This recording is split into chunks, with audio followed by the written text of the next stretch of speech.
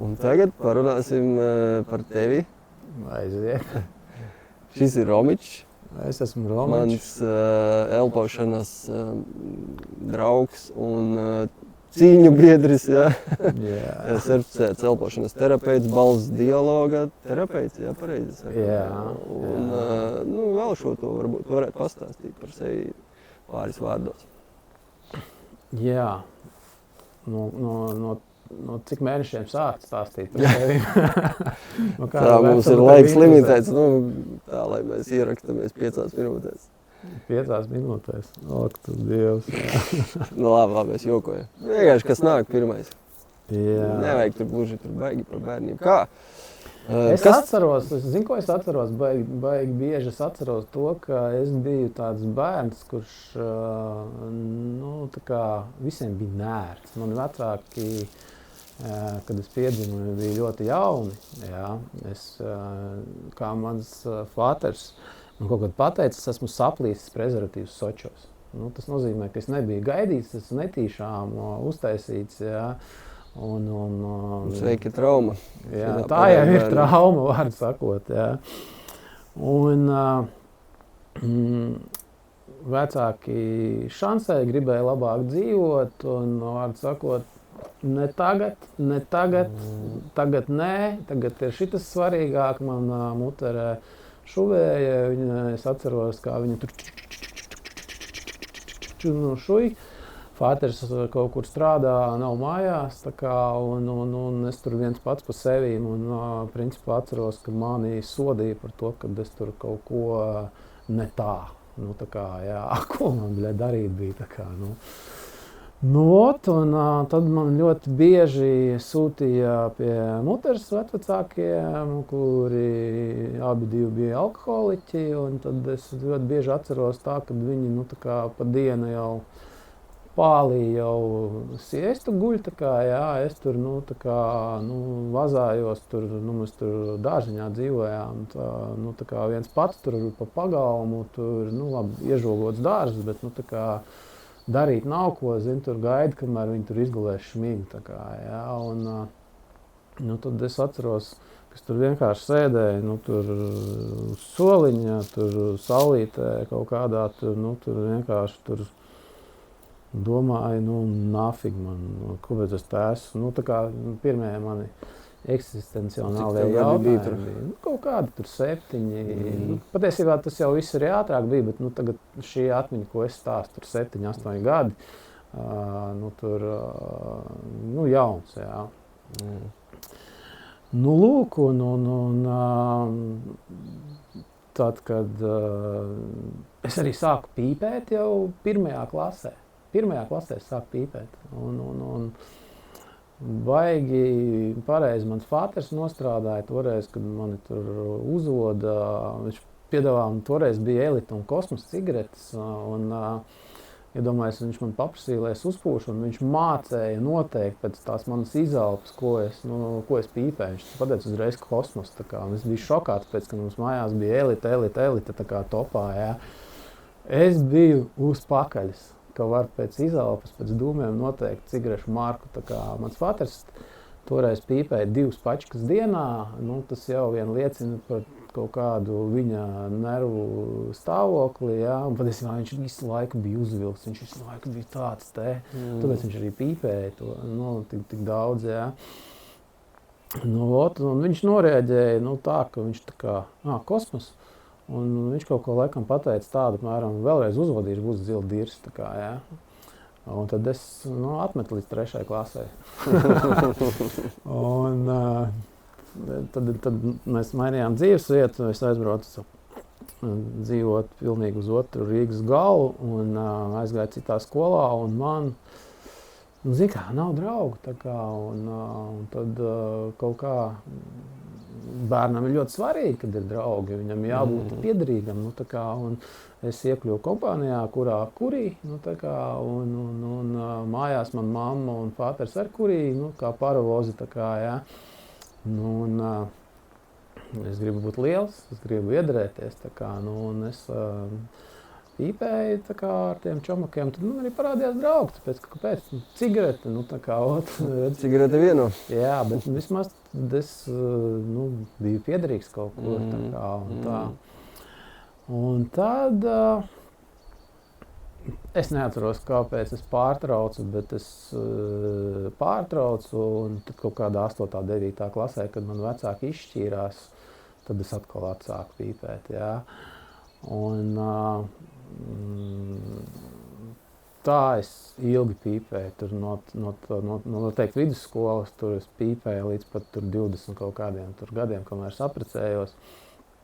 Man sieva nepīpē, tad es arī pārstāju pīpēt, bet tam es sāku cigārus pīpēt, nu tā kā tas bija arī interesanti, bet es izlaidu vienu posmu, kad man bija kaut kādi 17, 18 gadi.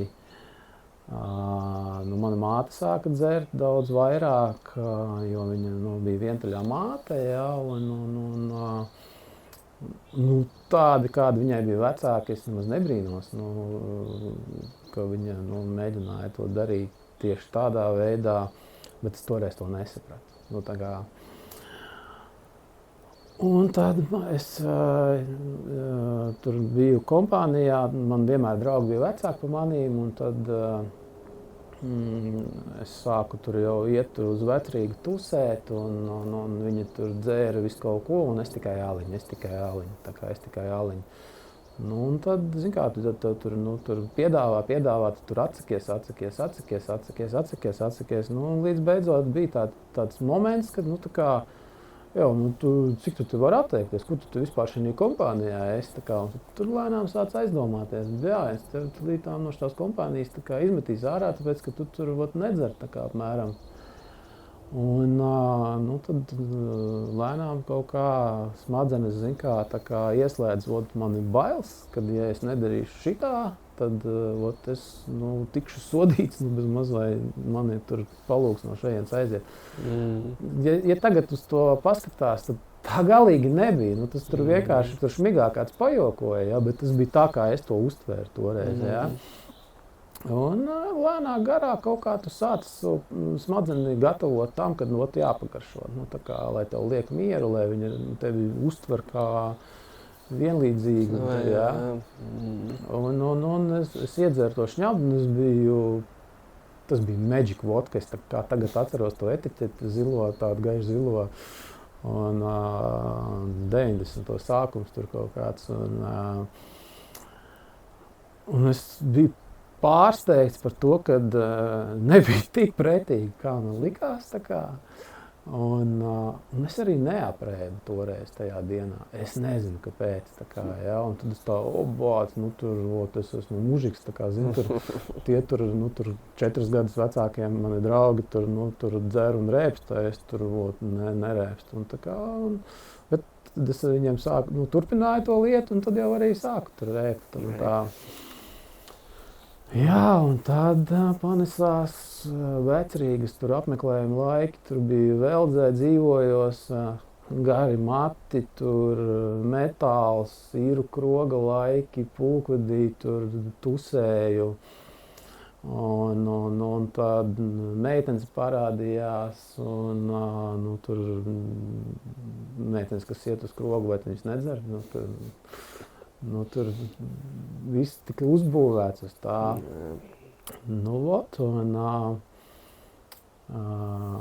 Tad kaut kā tas viss sāka čabēt ārā, tas viss tusiņš laikam sāka tur lēnā garā precēties, tas tusiņš sāka irt ārā. Un starp citu arī bija, es arī uzsvēršu, bija tur no rajona čomaki. Man ir 4 draugi, kuri sāka lietot heroīnu, un viņi visi ir zem zemes tagad jau. Jā. Un patiesībā atceros vienu momentu, viens čalis, ne no tiem 4, viens cits čalis, viņš iekļūt tajā kompānijā kopā ar viņiem, un viņš man stāstīja, es vakar pamēģināju heroīnu. Jā. Un es viņam prasu, kā bija. Skofigena bija, es gribu vēl pamēģināt. Un es viņam saku, tu saproti, ka tu tev jau ir atkarība. Nu, tā kā, tev pēc tās vienas reizes jau es redzu, ka tev ir atkarība. Man toreiz nebija vispār nekāda saistība ar kā ir dzīvot tur Skaidrā vai ko, jo es pats lietoju alkoholu. Un viņš aizdomājās. Viņš bija vecāks par maniem, viņš aizdomājās. Un mēs satikāmies ar viņu kaut kāds 15 gadus vēlāk, un viņš man pateica, viņš teica, paldies tev. Jo, ja tu man toreiz to nebūtu pateicis, to vienu teikumu, to vienu jautājumu, es laikam būtu arī zem zemes. Es no tās kompānijas tad arī aizgāju prom. Jo arī man piedāvāja pamēģināt heroīnu, bet es atteicos. Es kaut kā biju no vecākiem ieaudzināts tā, ka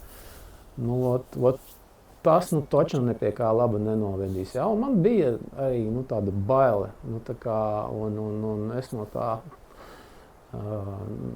stāvēju pa gabalu. Ja? Paldies maniem vecākiem par to. Jo es nezinu, kas tagad būtu. Ja, es pieļauju, ka tur no tās vielas. Es zinu vienu čali, kurš arī lietoja heroīnu un dzīvo tagad Skaidrā. Es nezinu, kā viņam tas izdevās. Ja, tas unikāls gadījums, man liekas. Jā, es patiesībā uzrunāšu viņu, lai viņš pastāsta par savu pieredzi, bet es nezinu, vai viņš gribēs dalīties. Jā. Un tad es no tās kompānijas tur kaut kā tiku vaļā, iekļuvu citā kompānijā, tad es sapazinos ar savu nākamo sievu, un mēs nopirkām māju Jelgavā, un es aizvācos vispār no pilsētas, no visiem prom, tikai 40-50 kilometri, bet patiesībā tas ir daudz, tur vakarā neatbrauks, tur aliņu iedzert, jā. Jā, un tur bija tā, ka tur man bija kaimiņš, kurš mīlēja iedzert, un tad es ar savu suni gāju staigāt, un tad es vienmēr gar viņu gāju, un viņš tur... Viņš arī ir zem zemes patiesībā. Tagad viņš uz paģirām nomira. Nebija ar ko salātīties.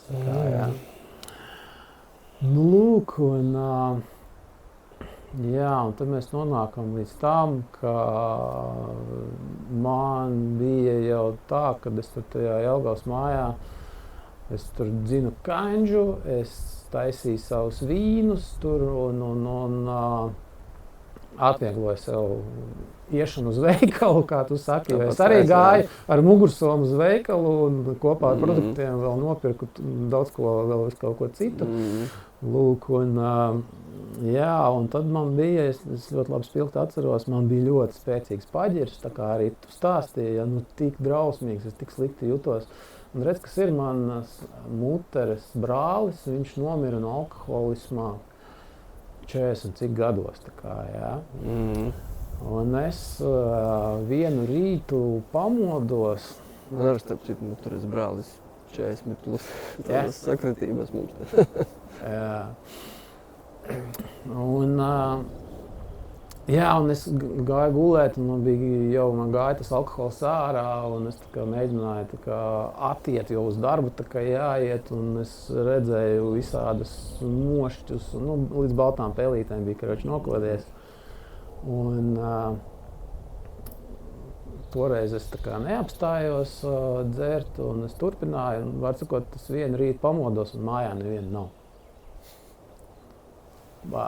Brīvība, nav sievas, un abi dēli ir projām. Es nopriecājos sākumā. Beidzot, es varēšu atbrīvoties, man neviens nepiļīs smadzenes. Un es kaut kādu nedēļu vēl nokodu. Un tad es pamodos, skatījos griestos. Tas tāds moments, arī pēc elpošanas sesijas, kad tu atver acis un tu skaties griestos un tu redzi tur kaut ko pilnīgi citu. Tie nav griesti, tad tu redzi kaut ko tur, domas tavas, jā, tur kaut kādas idejas. Un par brīnumu nebija tāda baigā paģira, un es uzdevu sev jautājumu, cik daudz vēl ir jāizdara, lai būtu labi. Cik tas ir? Tas ir pudele, litrs, tur 2 litri muca, tur cisterna. Cik tas ir? Cik ir jāizdzer, lai būtu labi? Un es sapratu, ka nav tāds apjoms. Tā kā nav iespējams izdzert tik daudz, lai būtu labi. Jā. Tad es atcerējos savus muteres aizgājušo brāli no alkoholisma. Jā. Es domāju, visticamāk, ja es turpināšu, tad tas ir arī mans ceļš, līdz kurienai es mēģināšu noķert to, cik daudz ir jāizdara. Ja? Plus vēl man ir 2 dēli. Ja? Viņi toreiz bija galīgi jauni. Tur jaunākajam laikam 2 gadi, otram bija 4, kaut kas tāds. Un tad pacēlās jautājums, vai viņi bija plānoti bērni, ja? Vai es viņus taisīju, lai viņi dzīvotu bez tēva? Ja? Tāds jautājums man pacēlās. Un man palika baigi skumji, jo man bērnība arī bija bez tēva tur no kaut kādiem 12 gadiem, teiksim. Ja? Viņš man tur klātesoši īsti nekad nav bijis, viņš bija vienmēr aizņemts viņš nevarēja savādāk, tāds viņš, viņam arī fāters bija darbā visu laiku. Lūk, un es sapratu, ka dēļ bērniem es nedzeršu dēļ viņiem, priekš viņiem, lai viņiem ir laba dzīves. Tajā dienā es izdomāju, es mainīšu to ceļu. Ja?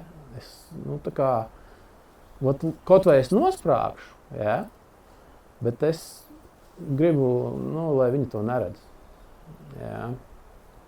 Un es tajā dienā pārstāju dzert, es, protams, atvainojos sievai, es sakārtoju tās attiecības, un kopš tās dienas es neesmu dzēris nekad. Bet fiška ir tāda, ka kaut kur laikam zemapziņā bija tā, ka kaut kādā ziņā es vainoju savu sievu pie tā, dēļ tā, ka viņa aizgāja prom, ja? Un, neatbalstiet tevi. Negluži tas, kad viņas iespējā es esmu tāds, kad viņa ar tādu viltu, ar tādu spēku manī to pagrieza. Ja? Un es biju uzvilkts kā dadis to visu laiku. Es biju, pirmkārtām jau tāds baigais depresīvnieks arī bija, neko negribējās darīt. Ja pirms tam tu tur paņem kaut kādu polšiņu, tur saskaldu malciņu, tur nopļauj zālīt, tad, apmēram bija tā, ka pofīgi, lai tā malka tur pūst un lai tā zāle tur aug. Nedirsīšu, ja. Ir tāds posms, kad tu pārstāji, ka neko negribās. Vismaz man tā bija. Ja? Meklē savu vietu, iespējams. Pašsajūta. Kas ir izrauts. Jā, kaut kā. Nav ielietas. Jā, un es daudzus gadus, vēl man arī darbs, es strādāju Trojkā un direktors, un man tur tie celtnieki tur jāmenedžē, un var sakot, katru dienu mainās, un visi ir gudrāki par tevi un gribi visu tevi apčikrēt, un tu esi visu laiku uzvilkts, un tu atnāc mājās, un tēti, tev tur no teviem tur vajag, nespēja atbrīvoties, ja. Un tā ir tā ciešanās, ja. Kad patiesībā tā glāzīte atrisinās daudz ko, tu ierausi, ja, un tu, pofīgi, ja. Te nav tas. Ja tu esi uzvilks, viss tev ārās iekšā, ja. Un tā es tur tādā darbaholismā, var sakot, aizgāju līdz tam, Covids arī sākās pēc tam jau, un es nekad neesmu tur tādu oficiālo diagnozi uztaisījis sev, bet tas laikam ir kaut kas, ko sauc par veģetatīvo distoniju, ja. Man visu laiku tāds trīceklis smagums uz krūtīm. Es nakts laikā varēju pamosties no tā, ka man sirds šitās. Liekas, absurds, tu taču guli, tu neko nedari, nekādas fiziskās slodzes, ja, un tu pamosties no tā, ka tev sirds pa muti lēc ārā. Ja. Un, principā likās, pizdzēts, tūlīt nomiršu. Tā kā, ja. Nu jā, un tad es sapratu, ka, es tur pakonsultējos ar cilvēkiem, ja, kaut kādiem, un man teica, antidepresanti, tur mokies, tā kā, dzer antidepresantus, ja, tā kā. Un es negribēju, ja, jo es savā dzīvē, tā kā, es nezinu, esmu kaut kādas tabletes kaut kad iedzēris, tā kā, bet tur ekstremālos gadījumos, un principā es esmu sevi tur ārstējis vienmēr ar tējām, tā kā, jā, un es tā kā domāju, jābūt citai izējai, tā kā, jā, un es Facebooku skrulēju, un es uzgāju šamaniskā elpošana vai dziedinošā elpošana, neatceros, tā kā, un es domāju, ar šamaņiem man vienmēr ir bijis tāds, tā kā pačots, tā kā,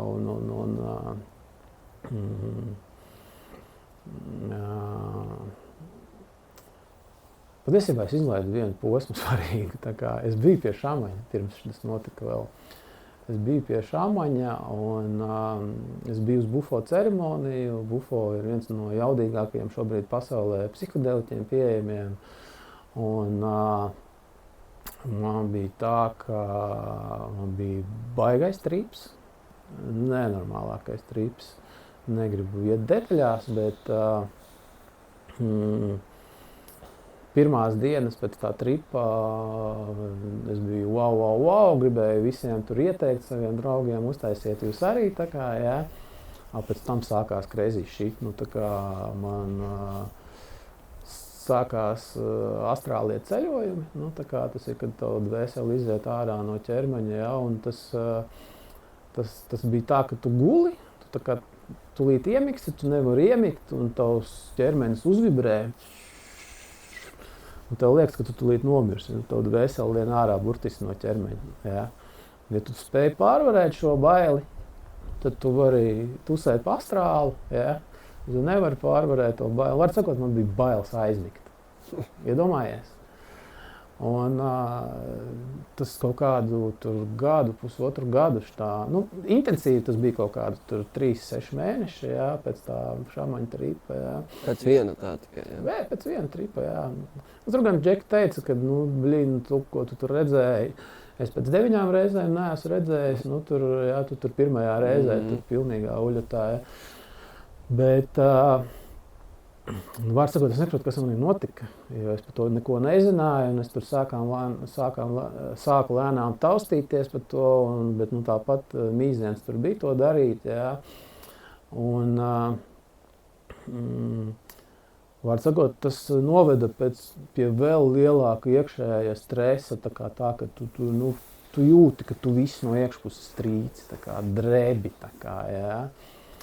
Un, jā, un tad es sāku domāt, man šķiet, tos antidepresantus jāsāk lietot. Un tad es uzgāju to šamanisko elpošanu, Agnese Narnovska vadīja online, jo bija Covid, un es negribēju, un online es gribēju klātienē, tā kā old schools.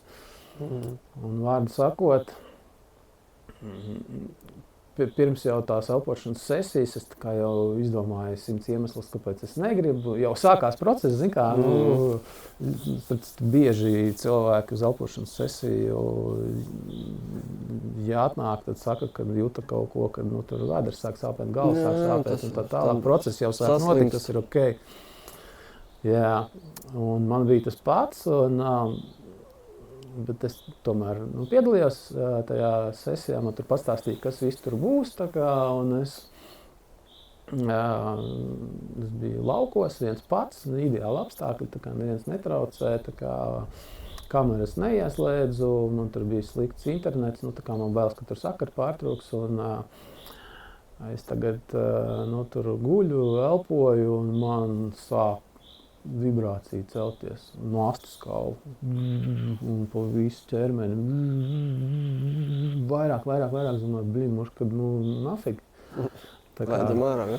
Bet kaut kas man lika, vai turpināt. Un es tur elpoju, man jau tur konvulsijās rokas, kājas, tur. Un tad tā aktīvā daļa beidzās, sākās mierīgā, integratīvā daļa, un man tā dziest,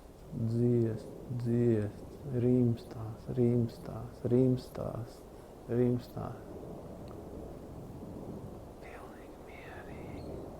Pilnīgs miers. Un tas iekšējais, tas trīceklis, kas man bija, viņš pazuda. Viņš vienkārši tā kā tādā nirvānā. Vējš arī pazuda.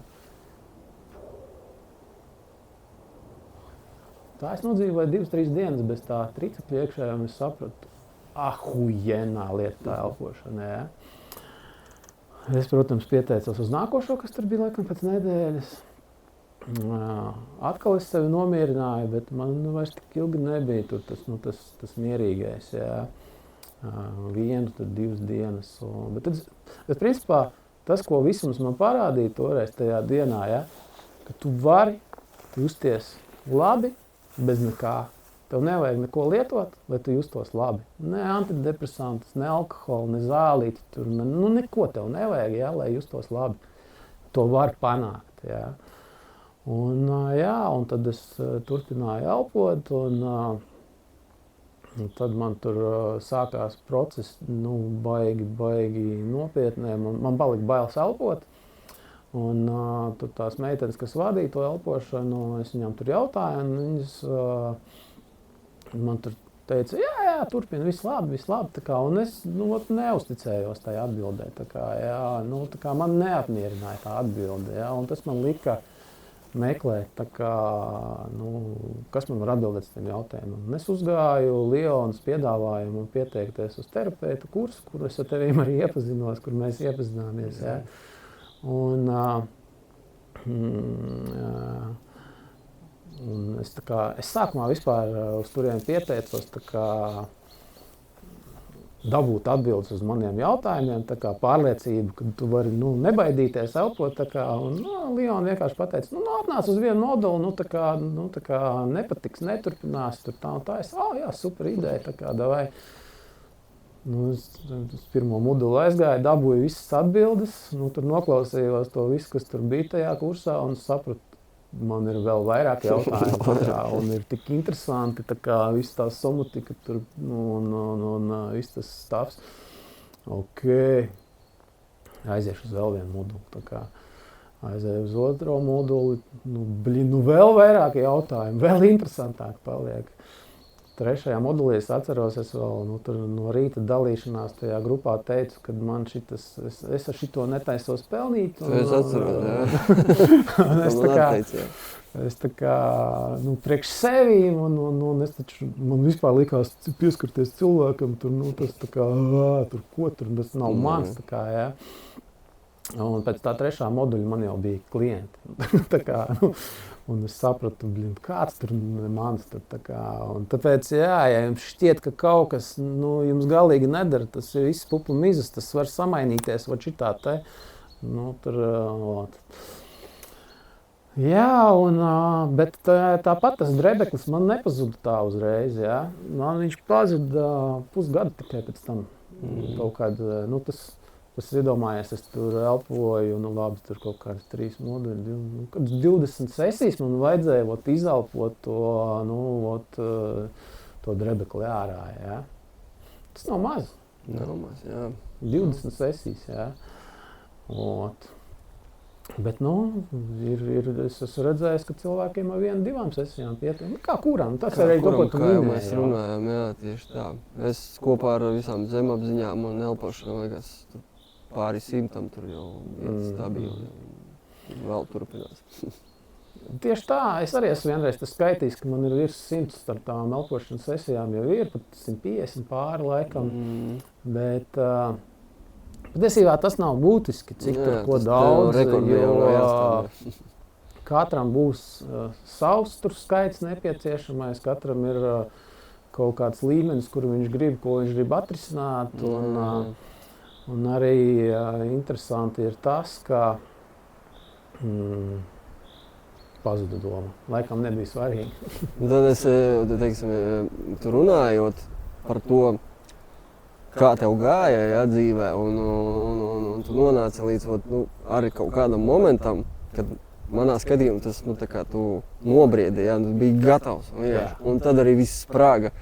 Gan tas trips ar tev šamanisko, gan arī elpošanā. Tev vienkārši kā saka, korķus izsita, vai ne? Lūk, jā, bet redz, daudziem ir, viņi tik ļoti kontrolē, viņi neļaus. Viņi, turēs iekšā, nelaidīs līdz, nekad. Daži tā arī, lielākā daļa tā arī nekad. Zini kā, es esmu sapratis to, ka cilvēki ir atšķirīgi, to mēs jau visi zinām, bet ir sekojoši. Ir cilvēki, kuriem vajag sākumā teoriju, viņš viņu apgrābsta, saprot, un tad viņš lēnām, ok, es varu pamēģināt, viņš saņemās drosmi. Ir tādi, kas tu viņam stāsti teoriju, tu man tas stāsti. Viņam vajag atkal otrādāk, viņam vajag, lai viņi izturina, tas ir mans gadījums. Un tad viņš, kas tas bija? Viņš sāka interesēties. Ir vēl arī trešais gadījums, variants, nevis gadījums, ka cilvēkam visi tā sačakarēts, ka viņš nevar ne to, tad varbūt vajag tos antidepresantus vai kaut kādas zāles. Un tad tu stabilizē sevi, bet Dieva dēļ tikai nevajag dzīvot uz tām zālēm. Nevajag izvēlēties tās zāles, kā tagad viņas visu laiku dzeršu un viss man būs labi. Tas ir vienkārši īslaicīgs risinājums, lai jūs varat sevi sakārtot. Ja jūs nonākat līdz tam, kad jūs sākāt lietot antidepresantus, tad tiklīdz jūs jūtaties labi, meklējiet ceļu, kā sevi savest kārtībā. Tas ir baigi būtiski. Šis šķiet diezgan globāli ilgu laiku mēs esam propagandēti dzīvot. Tā kā lielākā daļa dzīvo. Patērējot, ēdot, dzerot. Pat redz, kokaīns skaitās normālāk kā paelpot. Tu zini, ka 20. gadsimta sākumā cigaretes tirgoja aptiekās. Manā jaunībā alkoholu reklamēja pa televizoru. Šobrīd zāles joprojām reklamē pa televizoru un tur gar pieturām pastaigā tur ir redzams. Jāpagaida bišķiņ. Bet gudrākie ir tie, kas izmanto to, kas būs tikai pēc tam, tagad. Redzi, tās bailes. Es principā saprotu tos cilvēkus, kas uzticās valdībai un to, ko stāsta televizorā. Jo tas liek, kāds stāstīja par to pīpēšanu. Arī man tas pats stāsts bija bērnībā, kad es gribēju būt viens, tāpēc es pīpēju, dzēru. Arī bija kosmos pirmās cigaretes. un man gan kosmos pēc tam bija. Es tur lidoju. Bet tā piedrības sajūta. Un tur, redzi, tur valdība stāsta, tur zāles, tur lieto, tādi jau slaveni aktieri reklamē visu kaut kādas tur zāles. Un ko tik tur vēl ne. Un tur rodās tā, ka esmu viens no. Te tagad aiziet, sanāk, prom no tā visa it kā. Redzi, kas ir vēl viena lieta. Es visam piekrītu. Bailes ir viens, bet otra lieta ir tas, ka cilvēkam, manuprāt, šķiet, ka viņam baigi ērti ir. Viņš izdzer tableti un viņam simptoms pazūd un viņam atrisināts, viņš močīt tālāk. Elpošanā tas nav.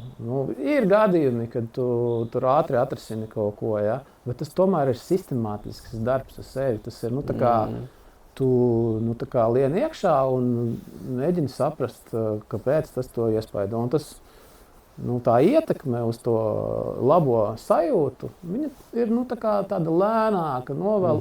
Ir, protams, uzreizēm tu jūti, ka kaut kas tur ir, Bet tas salabojās tā lēnām, pakāpeniski. Tas nav tā, ka tu izdzer sarkano vai zilo tableti, ja, un tu esi cits cilvēks. Iedomājies, ja tas tā notiktu. Nu, tā kā, kāds šoks tev vispār būtu? Nu, tu tikko tur fiziski ķermenis pat nespētu izturēt, jo viņš jau ir pieradis pēkšņi.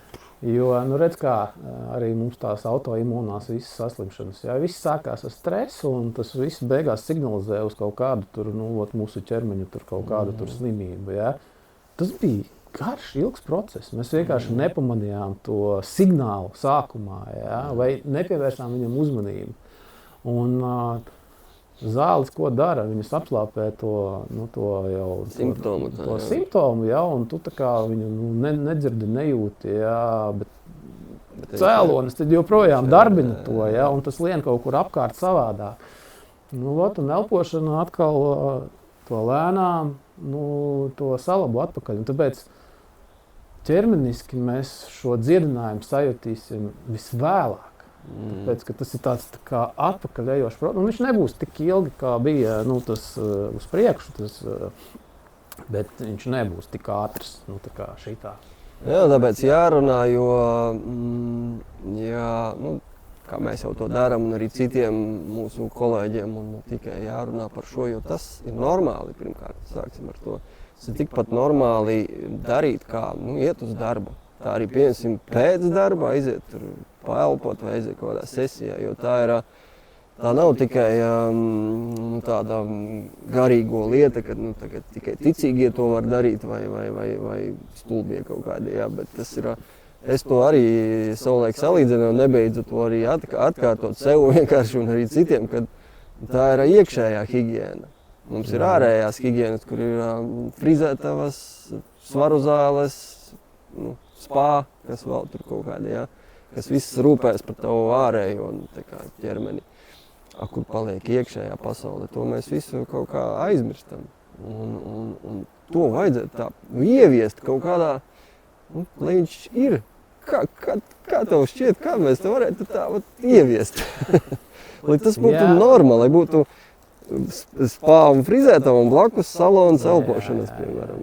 Iedomājies sievieti, kura no rīta pamostās un tāda, kāda pamodusies, nesaķemmējusies, nesakrāsojusies, aiziet, teiksim, uz darbu vai uz veikalu iepirkties. Ja?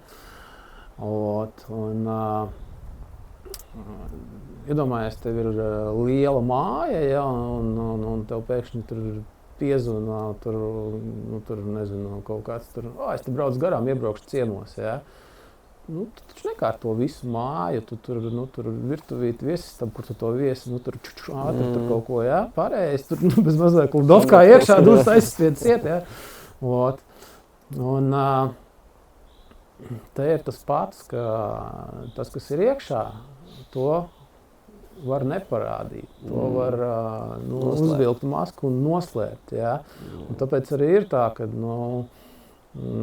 frizieriem tur labi, pirmā vajag paēst, padzerties, ja? Samaksāt rēķinus, ja? Ieliet bakā degvielu, saķemmēties, tur make-up uztaisīt. Ja? Un ja paliek pāri, tad davai kārtosim, tur kaut kādas turītes arī iekšā. Tā kā, ja?